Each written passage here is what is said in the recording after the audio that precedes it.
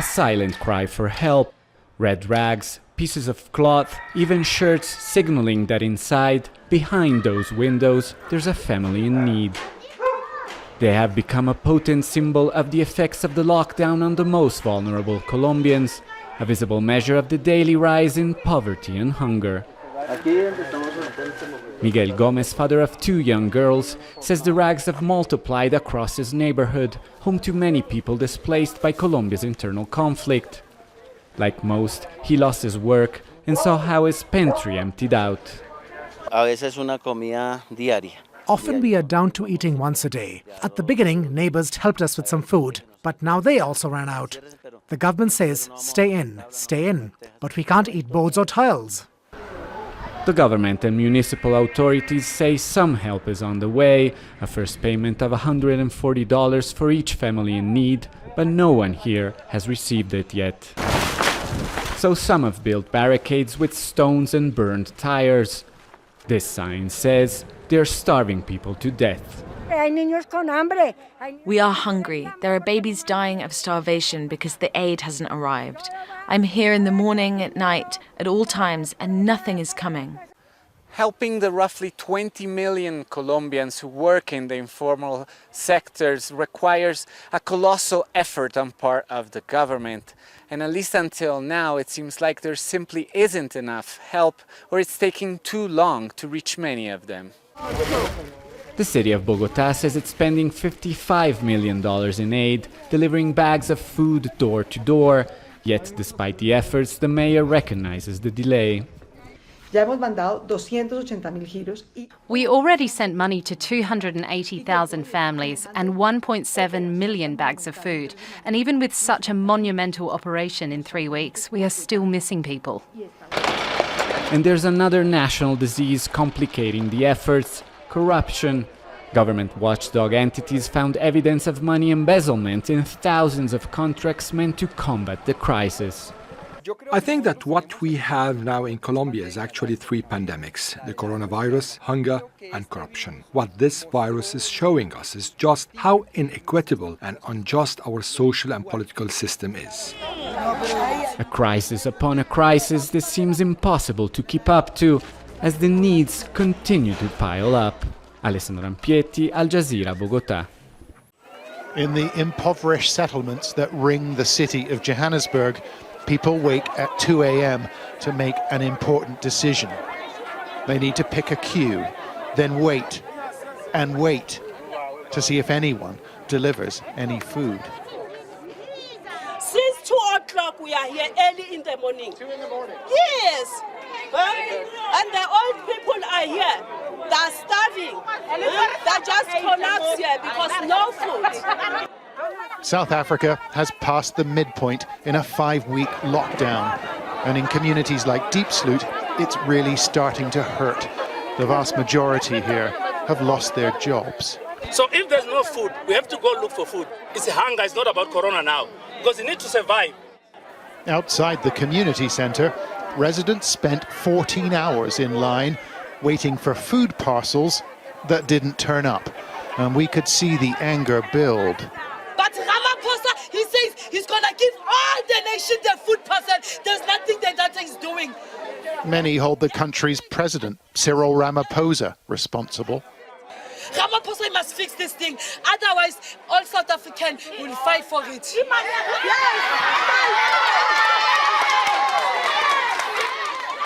The anger, the discontent, has turned into violence and widespread looting as people waiting for aid take matters into their own hands. Dozens of shops and supermarkets have been broken into over the last week. In Diepsloot, we found a community group with 800 bags of vegetables to distribute, and the operation ran smoothly in their compound. Outside, however, it was more like chaos. The queue stretched for 1 kilometre and there was no social distancing in sight. Eventually, the organisers shut the front gate. There's hundreds of people here standing outside, but there's no food left in here. And one of the workers has just told me that they cannot open this gate or they will experience a stampede, something he says none of us would want to witness. It's quite volatile. But the residents weren't giving up, and some were clearly desperate. No, I just need water because I've been long in this line and I just need water to drink. Please help me because I'm really dry. We caught up with the man in charge of the distribution. You've got the food to give out, do you? You've got it. We got the food today. We are still hustling out our partners, our sponsors, to say, guys, the need is still there. We need to keep going because the food insecurity is real. Well, the need is enormous. Yes, it tells you that the need is enormous. So I don't want to be the person who has to say to them, hey, look, there's nothing left. Unfortunately, I have to do it. The ache of an empty stomach takes priority over everything else, including the coronavirus pandemic. That's something residents will deal with when they have to. John Sparks, Sky News in Deep Sloot. Venezuela has the world's largest oil reserves, but you'd never know it by looking at the endless petrol queues in the capital, Caracas. We've been in the queue since 11 last night, and still there are more than 100 cars ahead. Venezuela's oil industry was already in shambles. Unprecedented low production, U.S. economic sanctions, and low prices made it hard to import chemicals needed to produce petrol. Now the little money that was coming in from oil exports is gone with the collapse of the market. Venezuela isn't alone. Neighboring Colombia and Ecuador, which is already deep in debt, depend heavily on oil exports, as does Mexico, where the number of infections from COVID-19 is rising sharply.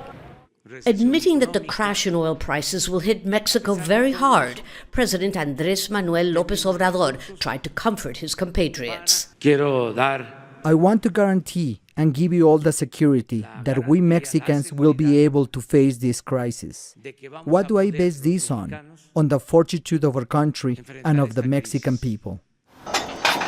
The crown jewel of Argentina's oil industry, the Vaca Muerta shale gas formation, is now practically paralyzed at a time when the country needed it most to offset a steep recession and debt commitments. Here in Chile, the problem is the plummeting price of its main export, copper.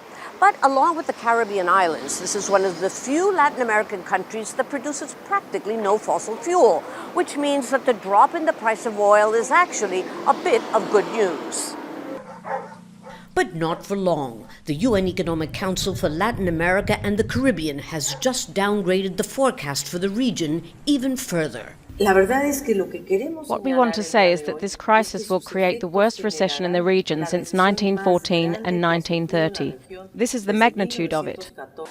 A forecast that could be even worse if the price of key commodities like oil does not recover soon. Lucia Newman, Al Jazeera, Santiago.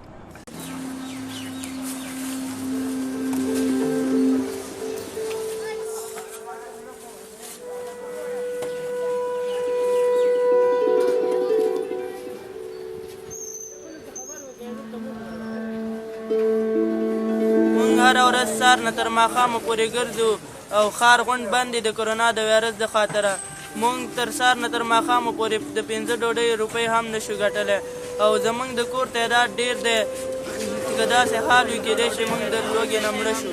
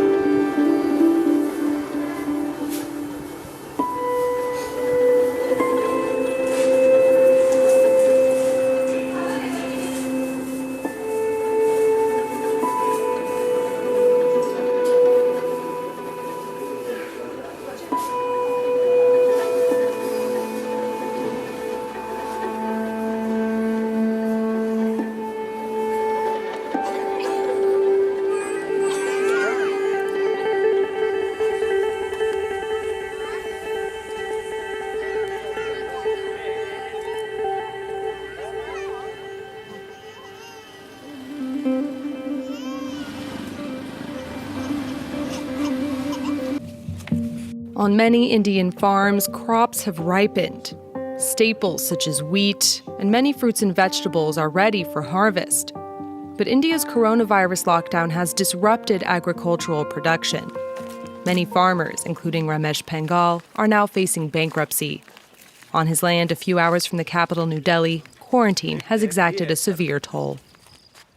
तो ये कम से कम 600-700 quintal टमाटर होगा जो यहाँ पे 3 गाड़ियाँ डाली गई यहाँ पे 3 गाड़ियाँ डाली गई ये इसलिए डाली गई मंडियों में तो बिकी नहीं सर ये जगह जगह पर कई 100-150 जगह पर ऐसे ढेर हैं अब ये टमाटर एक्चुअल में मैं आपको बताऊं बहुत बुरा हाल है ऐसी साल तो शायद ही जिंदगी में कभी आई हो. From grapes to milk, farmers across India are destroying their own products. India's lockdown, imposed in March, has upended the agricultural supply chain. Travel restrictions have made it difficult to transport goods. Markets have reduced hours and capacity, and demand has fallen. Many low-income and migrant workers in India's megacities have lost their jobs and can no longer afford to buy food. बहुत बुरा हाल चल रहा है जैसे उधर कहीं बटता है मांग के लेके आते हैं उनको खिलाते हैं. On top of the coronavirus pandemic, experts warned that India may potentially face another public health crisis stemming from under- or malnutrition if agricultural supply chains aren't restored.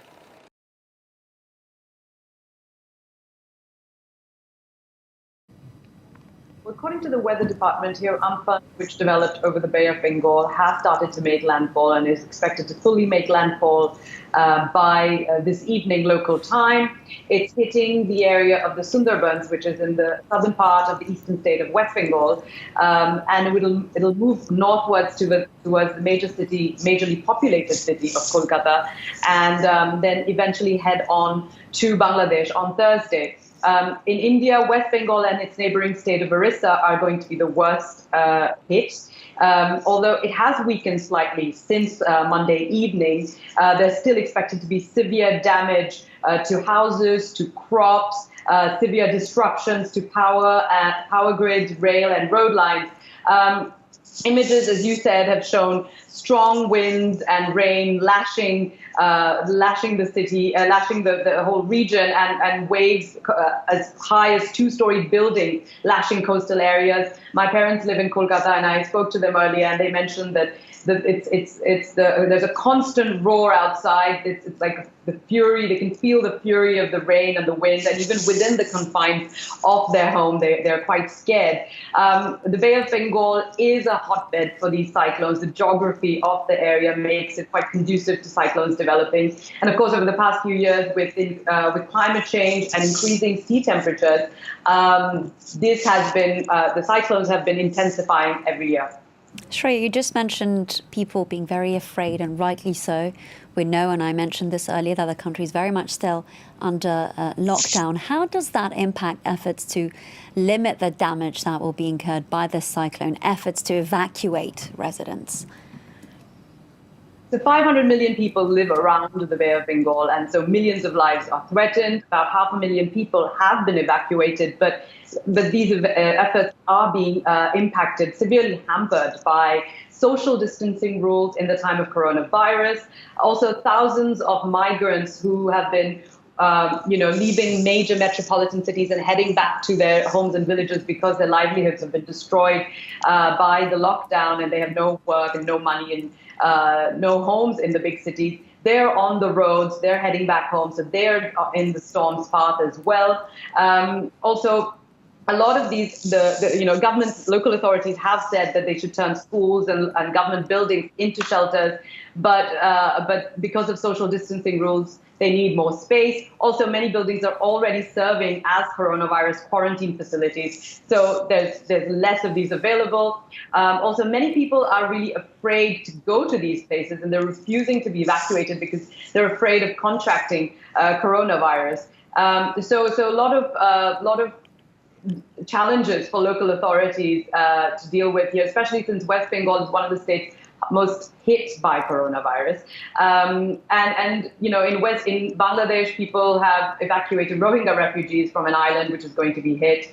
And these people were already battling infection in congested camps and disease. And they had coronavirus to contend with on top of that. And now this storm. So this cyclone really couldn't have come at a worse time for governments in this part of the world. Just like millions of people across the country, the Feliciano family have been asked to stay indoors and to practice social distancing. But that is nearly impossible, for this is the place they call home, a 12 square meter house for 9 members of their family. The house is in Tondo, one of the poorest neighborhoods in the country. The government calls this enhanced community quarantine, and it has been implemented for over a week now across the entire region of Luzon, forcing commercial establishments like restaurants and cinemas to close and putting millions of Filipinos out of work. The Felicianos say they are fine with their living conditions. It's the lack of ability to make a living they are worried about. I have a baby and she needs milk and diapers. We can't work. How will we be able to eat? I'm also worried of our family getting sick. We can't afford to be hospitalized. Metro Manila, which is the epicenter of the COVID-19 infections in the country, is one of the most densely populated cities in the world. More than 5 million people here are either living in the slums or are homeless, according to government data. That will be a disaster because if the main economic workforce is sick, which is actually the poor, then we will have a problem because they don't have health maintenance organization or HMO cards. They don't have savings. Village Chief Dale Evangelista is searching for food donations to help feed residents. There are government rations, he says, but they're not enough. Around 7,000 people living in a labyrinth of congested houses are now under his watch. Right now, they still can buy because public market is around 100 meters away from my barangay. So we still have food. But some don't have money to buy. So that's the thing that I worry at the moment. Everyone entering the village is sprayed with a disinfectant solution as a precaution. It is a new way of life that is causing anxiety here. Yet the fear has never been too far from the surface. Hunger is a constant threat, and it's likely to become a new reality for many of those who have the least. Jamala Alindogan, Al Jazeera, Manila. When India went into lockdown, borders were abruptly shut and transport came to a halt. Those far away from home had little choice but to walk. For 2 days, the ration guys wouldn't give us any food, and we just had to go hungry. In India, millions sleep wherever they can find work. With most industries shut down, the working poor lost their income and their bed. These men told me they're walking 240 kilometres to get home. There is no transport available now. I don't have any money left. Food is expensive around here, so that's why I'm walking back home. Those left behind have been crowding homeless shelters. Some have been running out of food. When the ABC drove past one such shelter, dozens of men had spilled out onto the street, some trying to pull over passing motorists. People are worried about how to survive and how to reach a home and where to sleep. Police have been captured using brute force to enact the lockdown. Some have even forced perceived curfew breakers into degrading acts. This uni student took his own action to help get the right messaging through to the poor. We should take care for our health. The government has announced an assistance package that's designed to keep the poor fed. But with an economy that's been underperforming for years and now stopped in its tracks, there's concern many more will be added to the millions of homeless and working poor. The immediate situation could lead to more infections where it'll be hard to detect and contain. James Oaten, ABC News, New Delhi.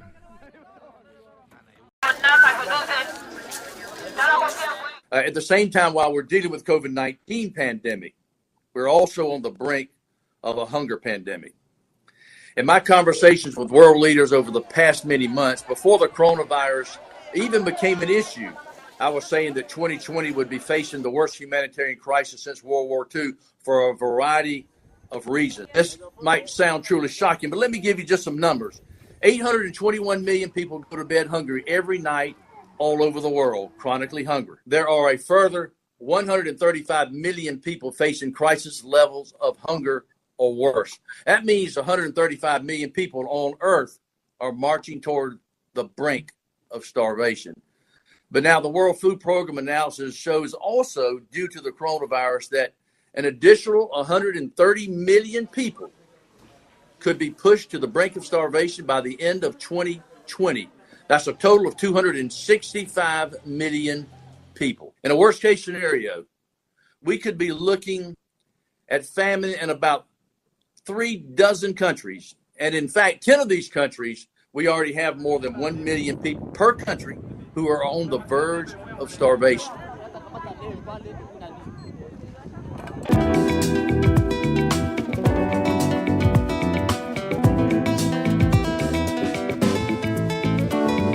The coronavirus may have arrived late in Africa, but it is slowly taking hold, with over 15,000 cases and 800 deaths across the continent. For the most vulnerable, it's a choice between food or risking infection, be it South Africa's township residents who face hunger during severe lockdown, or those living in Kenyan slums risking contracting the disease in order to make money. Residents clashed with police in Cape Town's Mitchell's Plain township as people demand state food parcels. Police fired rubber bullets to disperse protesters who threw rocks as South Africa continues with a hard lockdown. The country has more than 2,500 confirmed infections, the highest number in Africa. There are fears the virus could spread rapidly in its many informal settlements. This is not animals, this is hungry people. These people are looking just for food. Please, I don't think Ramaphosa is doing something good. Why not? Then we can rather die of coronavirus than to die in our homes of hunger. Rays of Hope, an organisation that works in townships in Johannesburg, has distributed much-needed food to people, many of whom are informal workers currently unable to earn a living. The big challenge, I was staying at home with the kids, no money, no food, how the kids are like. Every day in the morning, mommy, food, everything, Meanwhile, authorities have launched a massive testing campaign. Health workers go door to door in townships like Diepsloot in the north of Johannesburg. This is very important because if you don't test, you don't know if you've got. And then on top of that, you're going to give for the other people. Those other people are also going to give it to the other people. Then all over the place is going to be corona. We're all going to die about it. So it's safe to taste. Similarly, health workers in Nigeria have been deployed to satellite towns, villages and suburbs around the capital, Abuja. They're carrying out tests and increasing awareness of the virus. At least it will give me boldness to say that there's nothing wrong with me and to be more careful how I stay close to people or the people I allow coming around me. So that is why I'm here. The pandemic will plunge the global economy into a recession this year. The G20 has temporarily suspended debt repayments of the world's poorest nations, which will come as a relief to African governments who owe $365 billion. A Congolese activist has praised the debt relief, but now asks how leaders will use the money they're saving. If these funds are well used, on that condition alone, the people will be able to feel the effects of such a decision. Wearing masks has become obligatory in some African nations, such as Cameroon, where textile workshops are now solely producing washable and reusable masks. Vendors selling the masks roam the streets of Douala, but not everyone is following the rules. Some people refuse to wear the masks, while others feel they're too expensive. These masks should not be for sale. They should be shared with all Cameroonians, rich or poor, in every corner of Cameroon, because, given the current crisis, not everyone has the money to pay for masks. Kenya's poorest residents are facing a desperate choice between hunger and infection. The current nighttime curfew allows people to work in the day, meaning dense crowds pack the streets of Kibera, Kenya's largest slum, where people live from hand to mouth. Social distancing measures meant that Easter celebrations around the world were largely put on hold. Most of the Catholic Church's 1.3 billion faithful were in forced confinement, but in Burundi, churches were filled with parishioners. He is stronger and more powerful than the coronavirus. That is why we celebrate the one who has the power and strength to heal even those who are sick. Burundi has played down the dangers of the pandemic, and its football season is also still in full swing. On Saturday, fans gathered to watch 2 matches in the President's Cup at Bujumbura's Intwari Stadium. Life as normal, while the coronavirus pandemic in Africa gathers speed.